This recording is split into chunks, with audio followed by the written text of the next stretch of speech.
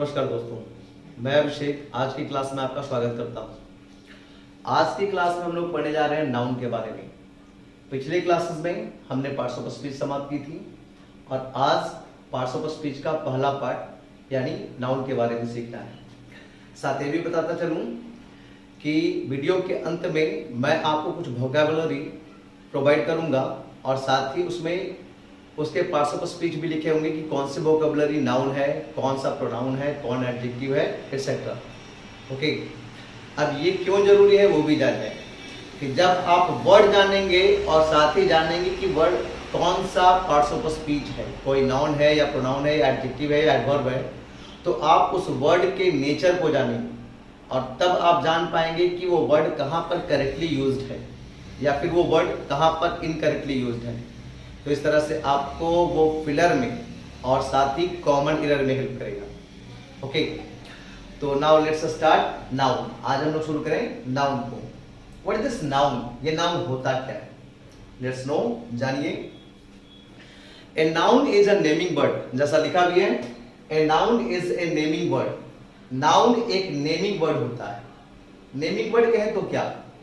Naming word मतलब हर वह word जो नाम को शो कर सके, हर वह शब्द जो नाम को दर्शाए वो कहलाता है naming word.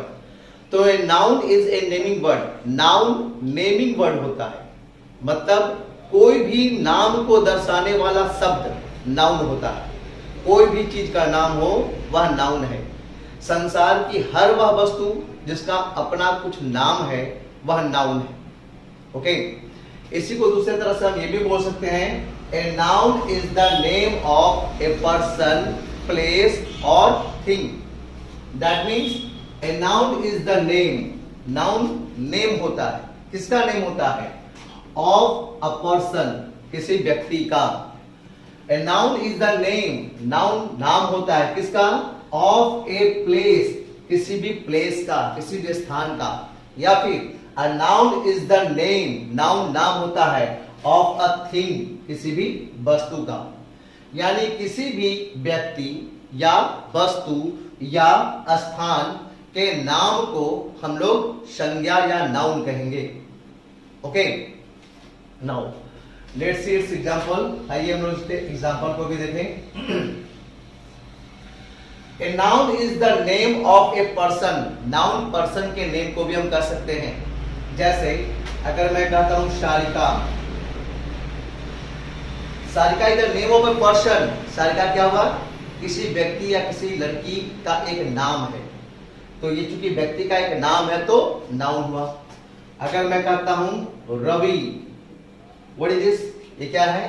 It's a name of a person. यह एक पर्सन का नाम है और अगर ये नाम है तो यह नाउन है। Okay, let's see the second example. A noun is the name of a place. Noun place के नाम को भी कहते हैं, किसी भी स्थान के नाम को भी हम लोग नाउन कहते हैं। जैसे अगर मैं कहता हूं गया, गया is a place in Bihar. गया क्या है? तो बिहार में एक प्लेस है, एक स्थान है, and it's a place name. ये प्लेस का नाम है, दैट इज अ नाउन, तो ये नाउन है। Bihar, it's a name of a state. यह एक स्टेट का, एक राज्य का नाम है और चूंकि यह राज्य एक स्थान है, स्थान का यह नाम है, नाम है तो दैट्स अ नाउन, ये नाउन है। Okay, if I tell you India, Switzerland, तो these are the name of places. ये प्लेस के नाम है, किसी भी स्थान के नाम है और स्थान के नाम को हम लोग नाउन कहेंगे। A noun is the name of a thing. किसी भी चीज के, किसी भी वस्तु के नाम को हम लोग नाउन कहेंगे। जैसे book, book is the name of a thing. Book क्या है? किसी भी वस्तु का एक नाम है। Okay, table, table is what? It's a name of a thing, या किसी भी वस्तु का एक नाम हुआ। ओके, Ramayana, Mahabharata, Bible, okay, these all are the name. ये सब भी नेम है। It's a name of epic. ये एपिक के यानी ग्रंथ के नाम। तो किसी भी चीज का नाम, किसी भी चीज का नाम नाउन कहलाएगा। हर वह चीज जिसका कुछ नाम है वह नाउन है। ओके, तो दिस इट्स अ नाउन, ये नाउन हो गए। Now we are going to know about the kinds of noun. Okay, अब हम लोग पढ़ने जा रहे हैं kinds of noun. Write it down, इसे लिख लें आप लोग। There are two kinds of noun. Noun के दो प्रकार होते हैं। The first is the countable noun, पहला है countable noun, and second is the uncountable noun, दूसरा है uncountable noun. There are three kinds of countable noun. Countable noun के तीन प्रकार होते हैं। The first is proper, second is common, the third is collective. पहला प्रकार है प्रॉपर नाउन, दूसरा प्रकार कॉमन नाउन और तीसरा collective noun. And there are two kinds of the uncountable noun. Uncountable noun के दो प्रकार होते हैं, material noun and abstract noun. Okay, now we are going to get about the countable, uncountable and all these kinds. अब हम लोग इन सब के बारे में एक एक करके जानेंगे।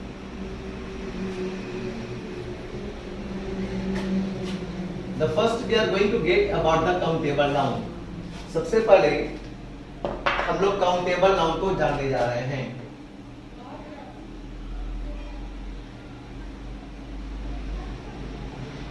What is this countable noun? क्या होता है countable noun? As it is clear by its name, जैसा कि इसके नाम से ही क्लियर है इसके सेंस। क्या इसके सेंस है?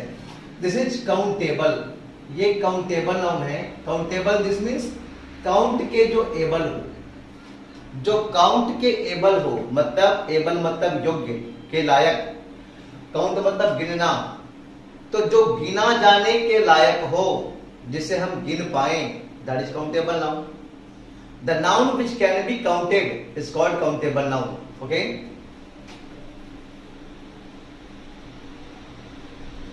The noun which can be counted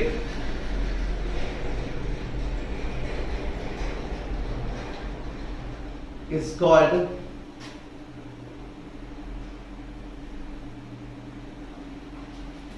countable noun।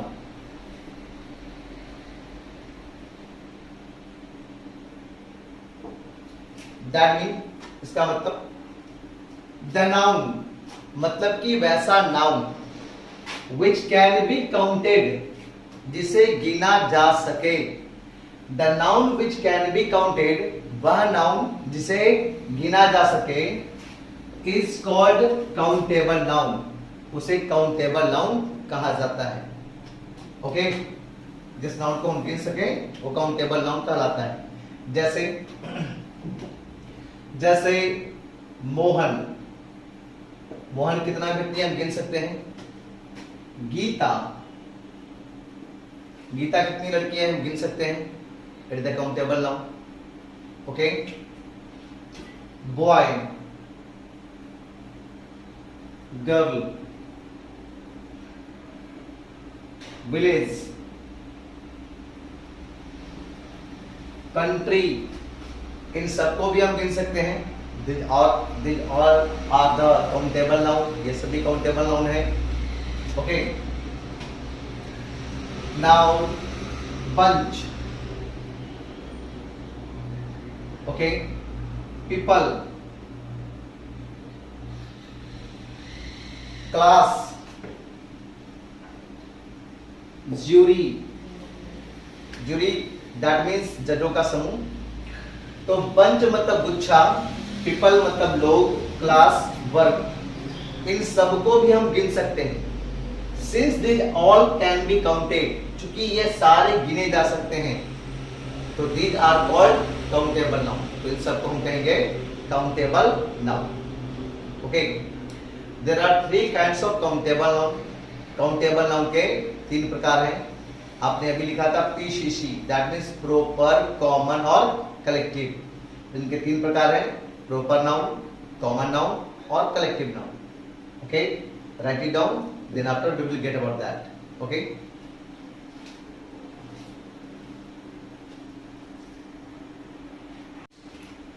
Countable noun के पहले प्रकार हैं proper noun. What is this proper noun? क्या है ये प्रॉपर नाउन? द नाउन मतलब वैसा नाउन विच डिनोट्स, जो दर्शाए या दर्शाते हैं, ए प्रॉपर पर्सन, किसी खास व्यक्ति को, ए प्रॉपर प्लेस, किसी खास स्थान को, और या फिर ए प्रॉपर थिंग, या फिर किसी खास वस्तु को। द नाउन विच डिनोट्स, वैसा नाउन जो दर्शाता है ए प्रॉपर पर्सन, किसी खास व्यक्ति को, ए प्रॉपर प्लेस, किसी खास स्थान को, और या फिर ए प्रॉपर थिंग, या फिर किसी खास वस्तु को जो दर्शाए। यानी किसी खास व्यक्ति, किसी खास वस्तु, किसी खास स्थान, किसी भी खास को दर्शाने वाला प्रॉपर नाउन होता है। हम लोग पढ़ जरूर रहे हैं प्रॉपर, लेकिन प्रॉपर नाउन और कॉमन नाउन दोनों हम लोग साथ ही साथ समझते चलेंगे। ओके, कॉमन का मतलब जो एक खास को नहीं बल्कि सबको रिप्रेजेंट करे, और प्रॉपर मतलब जो किसी खास प्रॉपर को रिप्रेजेंट करे, किसी खास को रिप्रेजेंट करे, सबको ना बल्कि किसी खास को दर्शाए। ठीक है, फिर से समझेंगे इस बात को। कॉमन मतलब जो सबके लिए हो, जो सबको रिप्रेजेंट करे, और प्रॉपर मतलब जो सब नहीं किसी खास के लिए हो। ओके, जैसे आप लोग एग्जांपल के थ्रू समझेंगे। अगर मैं कहता हूं बॉय, बॉय मीन्स लड़का, तो लड़का मतलब क्या? हरि भी एक लड़का हो गया, मोहन भी एक लड़का हो गया, अमित भी एक लड़का हो गया, सुरेश भी एक लड़का हो गया। जब मैंने लड़का बोला तो हरि, मोहन, अमित, सुरेश सबका बोध हुआ। लेकिन अगर मैंने सिर्फ अमित बोला, अगर मैंने बोला अमित, तो क्या इससे मोहन का, सुरेश का या फिर किसी दूसरे लड़के का बोध हुआ? नहीं हुआ।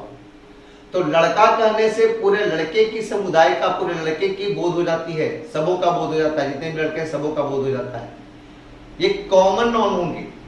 जबकि अमित कहने से सबका नहीं, किसी खास एक लड़के का बोध हुआ, तो जो खास एक का बोध कराया डायरेक्ट प्रॉपर, वो प्रॉपर नाउन हुआ। ओके, सेम थिंग दूसरे एग्जांपल से हम लोग इसको समझते हैं। अगर मैं कहता हूं लड़की, लड़की मतलब गीता भी हो जाएगी, माला भी हो जाएगी, स्नेहा भी हो जाएगी, और दूसरी लड़कियां भी हो जाएगी। लड़की मतलब सबों का बोध हुआ, सभी लड़कियों का बोध हुआ। तो सभी लड़कियों का बोध कराने वाला लड़की, ये गर्ल, ये जो है कॉमन नाउन हुआ। लेकिन अगर मैं बोलता हूं माला, तो माला कहने से गीता का या स्नेहा का बोध नहीं होगा, सिर्फ एक खास लड़की का बोध होगा जिसका नाम माला है। तो माला कहने से किसी खास एक लड़की का बोध हुआ, किसी प्रॉपर एक पर्सन का बोध हुआ, तो वह प्रॉपर नाउन होगा माला। जबकि अगर मैंने लड़की बोला तो वो सभी लड़कियों का बोध कराएगा। तो दैट्स वाई, इसी वजह say that will be the common noun, वो कॉमन नाउन होगा।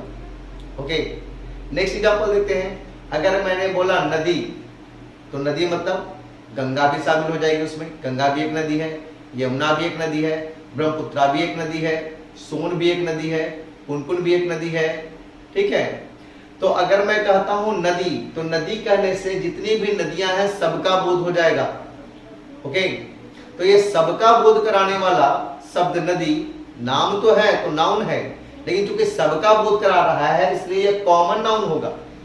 ओके, जबकि अगर मैं गंगा बोलता हूं तो गंगा से सभी नदियों का बोध नहीं होता, बल्कि एक खास नदी का बोध होगा जो गौमुख से निकलती है, बे ऑफ बंगाल में खत्म होती है, समाप्त होती है।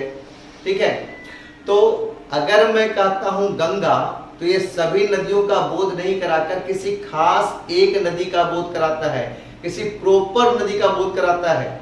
ओके, तो गंगा हुआ प्रॉपर नाउन, जबकि नदी होगा कॉमन नाउन। समझ रही बात? नेक्स्ट एग्जांपल, अगला एग्जांपल देखिए। जैसे अगर मैं कहता हूं कंट्री, कंट्री मतलब देश। कौन सा देश? सारे देश, चाहे वो इंडिया हो, चाहे वो पाकिस्तान हो, चाहे वो रसिया हो, चाहे वो अमेरिका हो, चाहे वो भूटान हो, तिब्बत हो, सबका बोध हो जाएगा। अगर मैं कहता हूं कंट्री, तो कंट्री मतलब सारे कंट्री, सभी कंट्री का बोध हो गया। इट्स अ कॉमन नाउन, ये कॉमन नाउन होगा। लेकिन अगर मैं बोलता हूं इंडिया, तो इंडिया मतलब भूटान, तिब्बत, चाइना, अमेरिका का बोध नहीं होगा। इंडिया एक खास देश का बोध कराएगा। कौन सा देश? जिस देश में हम लोग रह रहे हैं। ठीक है, जहां की कैपिटल न्यू दिल्ली है। तो अगर मैं कहूं इंडिया, तो इंडिया कहने से एक खास एक प्रॉपर देश का बोध होता है, तो that's why it's a proper noun, इसलिए यह प्रॉपर नाउन है। जबकि अगर मैं कहता हूं कंट्री, तो कंट्री कहने से चूंकि सभी देशों का बोध हो जाता है, रसिया भी अपने आप में कंट्री है, अमेरिका भी अपने आप में एक कंट्री है, चाइना भी अपने आप में एक कंट्री है, पाकिस्तान भी अपने आप में एक कंट्री है। तो अगर मैं कहता हूं कंट्री तो सभी कंट्री का बोध हो जाता है, तो that's why it's a common noun, इससे वो एक कॉमन नाउन होगा। ऐसे ढेरों एग्जांपल हैं। ओके, तो the noun which denotes A proper person, place और थिंग, वैसा नाउन जो किसी खास व्यक्ति, खास स्थान या खास वस्तु को दर्शाए, that is a proper noun, वो एक प्रॉपर नाउन। जैसे खास ए प्रॉपर पर्सन का एग्जांपल हो जाएगा, खास व्यक्ति का एग्जांपल हो जाएगा अमित। अगर मैं अमित कहता हूं तो किसी खास एक बोध का पता चलता है। अगर मैं कहता हूं सोनम, अगर मैं सोनम कहता हूं तो किसी खास एक लड़की का बोध होगा, सबका बोध नहीं होगा। तो this a proper noun, it's a proper person, ये प्रॉपर पर्सन को दर्शाने वाला प्रॉपर नाउन है। आइए देखते हैं एग्जांपल प्रॉपर प्लेस का। ओके, अगर मैं लिखता हूं गया,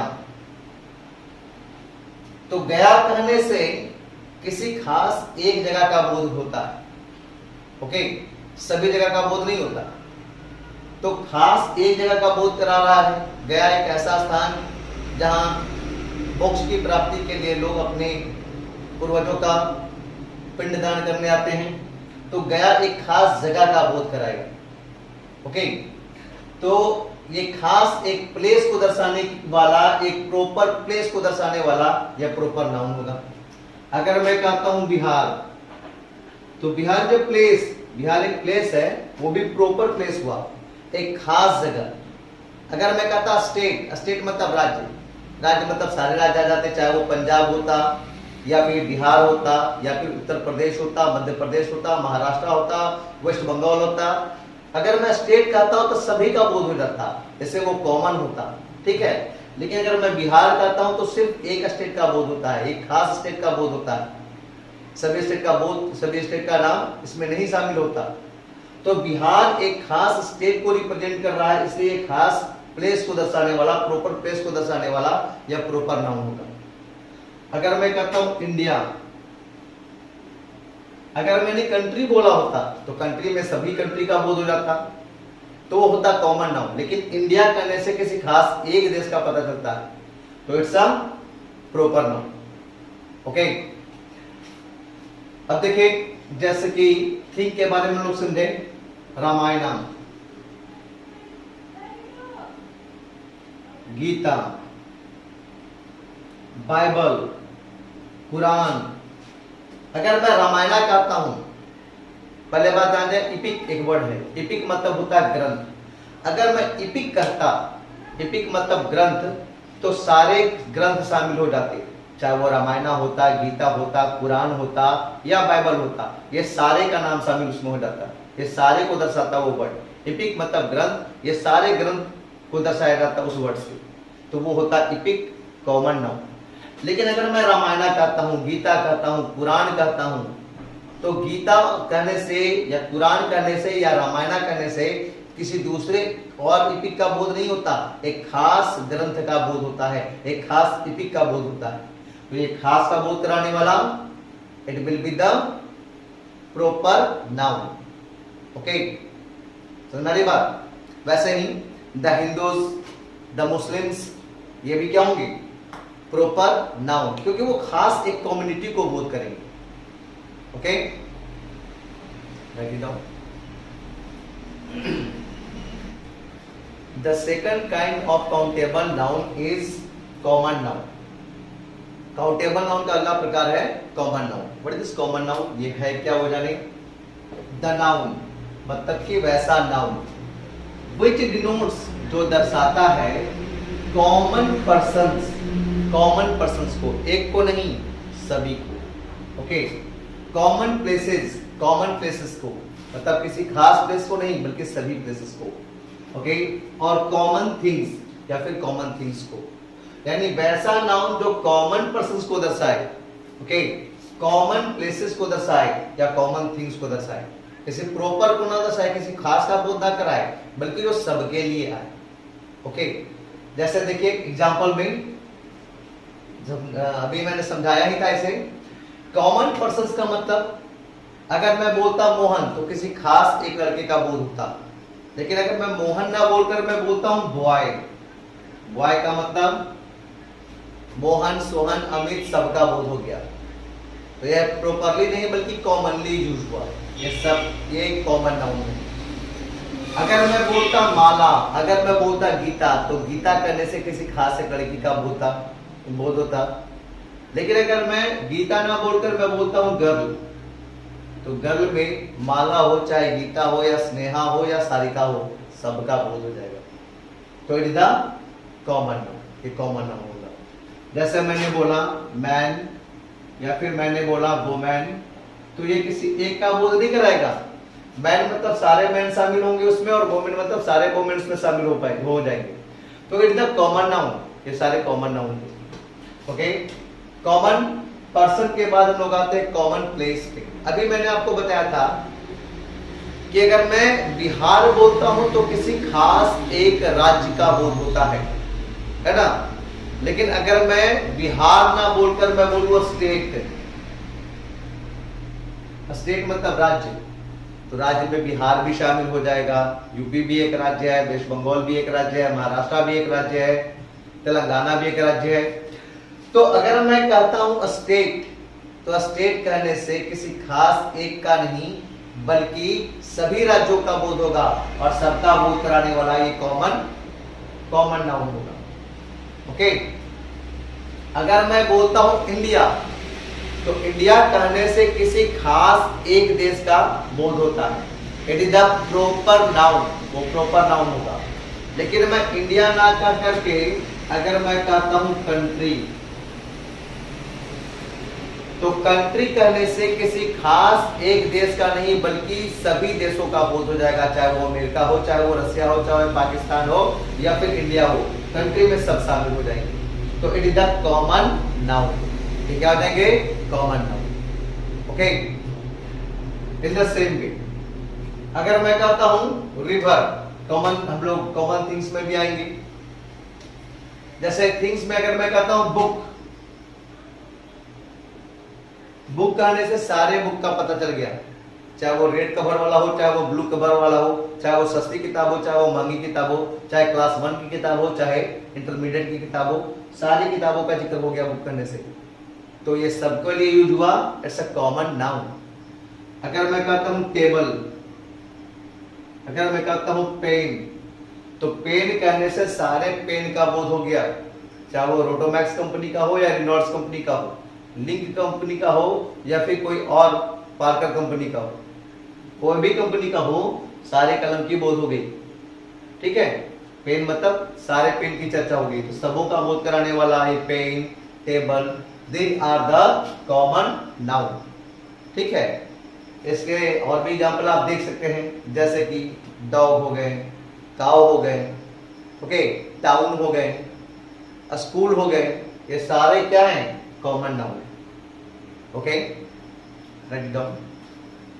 तो आज की क्लास में हम लोगों ने पढ़ा नाउन, काइंड्स ऑफ नाउन, और काइंड्स ऑफ नाउन में काउंटेबल और काउंटेबल के दो प्रकार, प्रॉपर नाउन और कॉमन नाउन। रह गया बाकी कलेक्टिव नाउन और फिर अनकाउंटेबल के दो भाग, मटेरियल और abstract. In the next class we will get that. मैं क्लास को ज्यादा लंबा नहीं बनाना चाहता, ओके, तो इसे हम लोग अगली क्लास में सीखेंगे। लेकिन अभी क्लास खत्म नहीं हुआ, हमने जैसा पहले बोला था कि वीडियोस के अंत में मैं आपको कुछ वर्ड मीनिंग दूंगा, okay, and it's your responsibility to remember all those word meaning, okay, so that you may build up your vocabulary.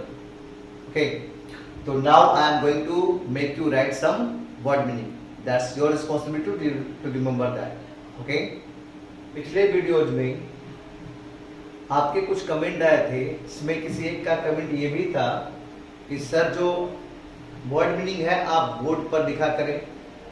तो देखिए आज से मैंने उसको फॉलो किया था, मैंने उन्हें रिप्लाई भी किया था कि आई विल डू दैट, मैं ये करूंगा। आज से मैंने वर्ड मीनिंग को बोर्ड पे लिख के दिया है और ना सिर्फ लिखा है बल्कि उससे भी आगे करने जा रहा हूँ, मैं आपको इसको समझाने जा रहा हूँ through the sentence also. Okay, let's देख, रेड हैंडेड पहली वर्ड मीनिंग है रेड हैंडेड, मतलब होता है रंगे हाथों या रंगे हाथ। वर्ड मीनिंग ये है क्या? तो red handed it's a proverbs, ये प्रोवर्ब्स है। ओके, इसका मतलब होता है रंगे हाथों। अब ये क्या है और कैसे यूज करते हैं इसको सेंटेंस में? देखिए सेंटेंस क्या है, द थीप वाज काउट, चोर को पकड़ा गया, रेड हैंडेड रंगे हाथों। इसका मतलब क्या कि चोर का हाथ रंगा था? नहीं, चोर को रंगे हाथों पकड़ा गया मतलब चोर को चोरी करते हुए पकड़ा गया। अगर अपराध करते हुए किसी को पकड़ा जाए तो कहलाता है caught, catch red handed. Okay, तो the thief was caught red handed, चोर को रंगे हाथों पकड़ा गया। अगर कोई हत्या करते हुए रंगे हाथों पकड़ा गया हो तो उसे हम बोलेंगे the murderer was caught red handed, हत्यारा रंगे हाथों पकड़ा गया, मतलब हत्यारा हत्या करते हुए पकड़ा गया। Okay, the next word meaning is burn to assess.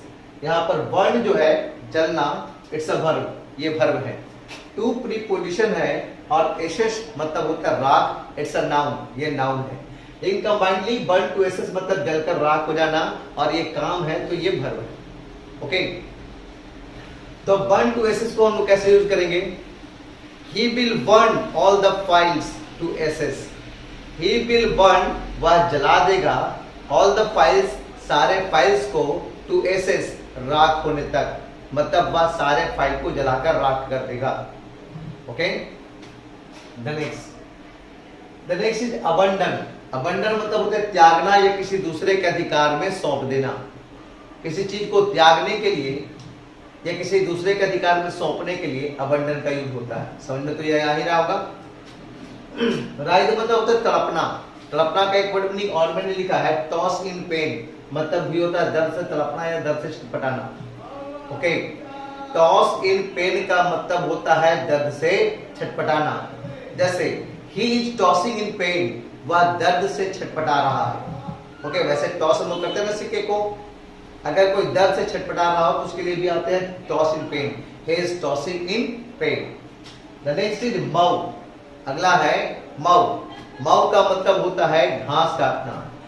Due to unemployment, many persons are having to mow, मतलब बेरोजगारी की वजह से कई एक व्यक्तियों को mow करना पड़ रहा है, मतलब घास काटना पड़ रहा है। The next is it's a verb। ये mow घास काटना एक काम है तो ये verb है। The next is collide and clash। अगला है collide, C-O-L-L-I-D-E, दूसरा है clash, C-L-A-S-H। ये इन दोनों का मतलब collide और clash दोनों का मतलब होता है टकराना। टकराना एक काम है तो that's why it's a verb। और यहाँ पर एक ये भी बात जानना है कि ये collide और clash against preposition लेता है। ठीक है, मैंने आपको पहले दिन बताया था कॉम्पिटिटिव क्लास में कि प्रीपोजिशन जब वेरी इंपॉर्टेंट लेसन, प्रीपोजिशन एक वेरी इंपॉर्टेंट लेसन है और प्रीपोजिशन में भी जो कॉम्पिटिटिव एग्जामिनेशन में आते हैं वो आते हैं फिक्स्ड प्रीपोजिशन। ओके, तो ये हमें याद रखना होता है कि कौन से वर्ड के साथ कौन सा प्रीपोजिशन आएगा, and it is not the thing to remember in a day. और इस चीज को हम एक दिन में याद करें ऐसी बात नहीं है। ओके, तो जब जब आएगा ऐसे प्रीपोजिशन वाले वर्ड मीनिंग तो मैं प्रीपोजिशन के साथ उसको बताता चलूंगा, उसके यूज भी बताऊंगा। लेकिन कोलाइड और क्लैश दोनों का मतलब टकराना होते हैं, तो क्या कोलाइड की जगह क्लैश और क्लैश की जगह कोलाइड को यूज करते हैं? दैट्स नॉट, ऐसा नहीं है। कोलाइड कब यूज करते हैं? अगर कोलाइड कब यूज करते हैं और क्लैश कब यूज करते हैं वो समझिए। अगर दो व्यक्ति आपस में टक्कर खा जाए तो इट्स नॉर्मल, ये इसे नॉर्मल टक्कर कहेंगे। ओके, तो इसे हम कहते हैं clash. I clashed against Mohan, मैं मोहन से क्लैश अगेंस्ट हो गया, मतलब मैं मोहन से टकरा गया। देखिए यूज कर रहा हूं मैं अगेंस्ट को, I clashed against मोहन, मैं मोहन से टकरा गया। क्लैश अगेंस्ट मोहन मतलब हो गया मोहन से टकरा जाना। ओके, क्लैश अगेंस्ट हरि मतलब हरि से टकरा जाना। लेकिन अगर टक्कर कार के बीच में हो, ट्रेनों के बीच में हो, यानी भारी भरकम टक्कर हो जिससे खूब आवाज आए, जान माल की भी क्षति हो, ऐसे टक्कर के लिए हम लोग कोलाइड का यूज करते हैं। ओके, जैसे the Rajdhani express collided against the Brahmaputra mail. Train के नाम के पहले द लगता है, किसी भी ट्रेन के नाम के पहले आर्टिकल द का यूज करते हैं। आर्टिकल जब हम पढ़ाएंगे तब आपको समझाएंगे भी, बट जैसे जैसे ये सब रूल्स आएंगे ना, मैं धीरे धीरे यहीं पर भी क्लियर करता रहूंगा, ताकि जब भी आप पढ़े तो वो ना लगे कि ये नया चीज आया। तो कोलाइड मतलब भी टकराना होते हैं, भारी भरकम टक्कर के लिए ट्रेन और बसेस की टक्कर के लिए, ट्रेन की टक्कर के लिए, भारी भरकम जो वाहनों की टक्कर होते हैं उसके लिए हम लोग कोलाइड का यूज करते हैं। द राजधानी एक्सप्रेस कोलाइडेड, राजधानी एक्सप्रेस टकरा गई किसे? Against the Brahmaputra mail, Brahmaputra mail से। ओके, तो आपने देखा कि कोलाइड और क्लैश दोनों की जगह पर हमने अगर कोई ऑब्जेक्ट को लाया तो अगेंस्ट प्रीपोजिशन के साथ लाया। ठीक है जी, तो दैट शुड बी रिमेंबर, इसे आप याद करेंगे। And now we will meet in the next video. Till then good bye and good day to all of. Thank you.